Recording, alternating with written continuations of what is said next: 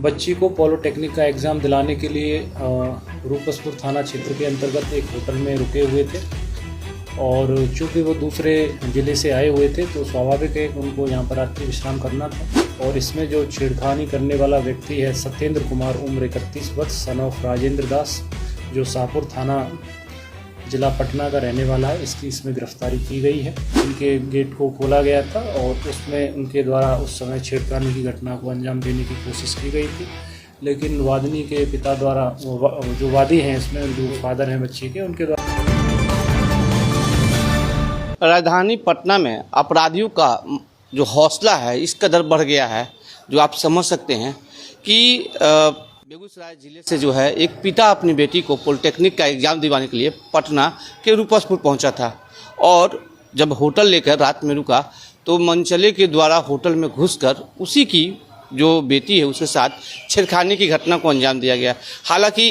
जब घटना प्रकाश में आया तो सिटी एसपी के द्वारा जो है एक टीम का गठन किया गया और जो आरोपी युवक है उसे गिरफ्तार कर लिया गया है। पूरे प्रकरण पर क्या कुछ कर रहे हैं सिटी एसपी पश्चिमी भानु प्रताप, आपको पहले हम सुनवाते हैं। 20 मई 2026 को रूपसपुर थाना में एक लिखित आवेदन वादी द्वारा दिया गया था, जिसमें उनके द्वारा बताया गया कि वो अपनी एक बच्ची को पॉलिटेक्निक का एग्ज़ाम दिलाने के लिए रूपसपुर थाना क्षेत्र के अंतर्गत एक होटल में रुके हुए थे और चूँकि वो दूसरे ज़िले से आए हुए थे तो स्वाभाविक है कि उनको यहाँ पर रात्रि विश्राम करना था और इसके लिए उन्होंने होटल हिडन विला में, जो रूपसपुर थाना क्षेत्र के अंतर्गत आती है, एक कमरा किराए पे लिया था। अपनी पुत्री के साथ उसमें रुके थे, लेकिन उसमें मध्यरात्रि में एक घटना घटित हुई। उसमें एक व्यक्ति जो नशे की हालत में भी था वादी के कमरे में घुसा और उनकी पुत्री के साथ उसने छेड़छाड़ करने की घटना को अंजाम दिया था और वादी के द्वारा इसमें 112 पर फ़ोन करके पुलिस को सूचित किया गया था। तुरंत पुलिस मौके वारदात पर पहुंची और इसमें एक FIR रूपसपुर थाना में 378/26 बिहार मद्यनिषेध एवं उत्पाद अधिनियम की धारा 37, पोक्सो अधिनियम की धारा 8/12 और BNS की धारा 74, 329, 351 और 3 सब क्लोज 5 के तहत दर्ज की गई थी। और इसमें जो छेड़खानी करने वाला व्यक्ति है सत्येंद्र कुमार, उम्र 31 वर्ष, सन ऑफ राजेंद्र दास, जो शाहपुर थाना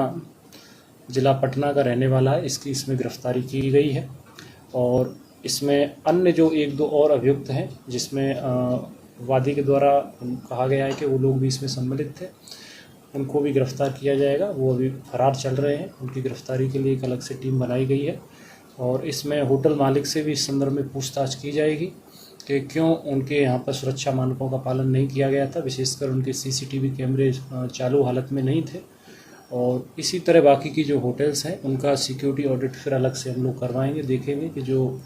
इसमें जो गाइडलाइंस हैं सिक्योरिटी ऑडिट की, क्या उनका अक्षरश पालन हो रहा है या नहीं हो रहा है। उस रात में हुआ, जैसा मैंने आपको बताया कि रात्रि के लगभग 12 बजे के आसपास व्यक्ति, ये जो सत्येंद्र कुमार, उम्र 31 वर्ष, सन ऑफ राजेंद्र दास,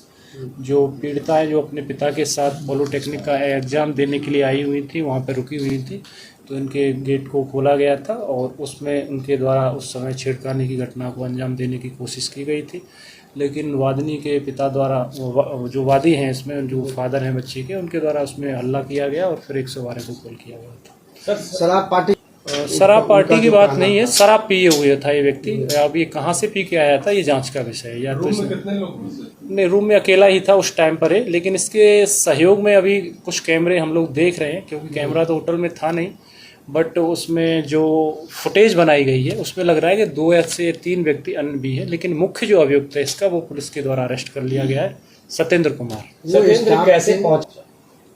नहीं, ये होटल में वहीं पर काम करता था। ये होटल में, ये तो होटल मालिक बताएंगे इस पैसे में, या होटल के जो भी मैनेजर हैं उनसे और भी इसमें विस्तृत पूछताछ की जाएगी किस परिस्थिति में व्यक्ति इनके यहाँ पे आया था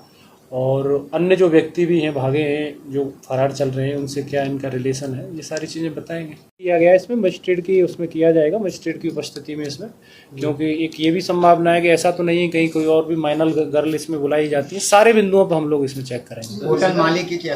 इसमें सवाल? अभी तक तो इसमें संलिप्तता होटल मालिक की नहीं सामने आई है। होटल मालिक घटना स्थल पर उस दिन था भी नहीं, लेकिन हम लोग इसमें पूछताछ करेंगे कि क्यों आपके द्वारा कैमरा उसमें संचालित अवस्था में नहीं थे,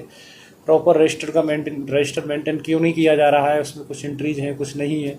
इसके अलावा उसमें जो पीड़िता आई है तो उसके साथ आपने कैसे स्टाफ को भर्ती किया, या ये लोग कौन है, इनका क्या वेरिफिकेशन किया गया था, नहीं किया गया था। क्योंकि एक सुरक्षा मानकों में ये भी है कि होटल में जो कर्मचारी या जो स्टाफ कार्यरत है उसका पुलिस वेरिफिकेशन निश्चित तौर पर करवाना चाहिए, उसको बताना चाहिए ऑनर को, होटल वाले को, कि हमारे यहाँ इतना स्टाफ काम करता है, इनका आधार कार्ड ये है, ये यहाँ के रहने वाले हैं, ताकि पुलिस उनको उनके जो पैतृक स्थान है या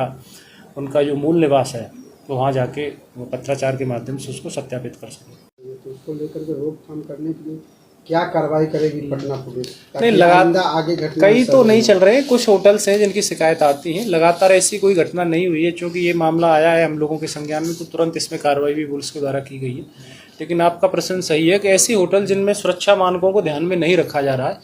उनको हम अलग से नोटिस भी देंगे, विशेषकर जैसे कि CCTV कैमरे हैं, फायर का उनका ऑडिट है, या कोई भगदौड़ हो जाए तो उसमें उनका एग्जिट और एंट्री जो अलग अलग गेट होने चाहिए, इस तरह से जो मानक होते हैं कि वो क्या उनके द्वारा पूरे किए गए हैं या नहीं किए गए हैं। सर मालूम चलता है कि होटल के बारे में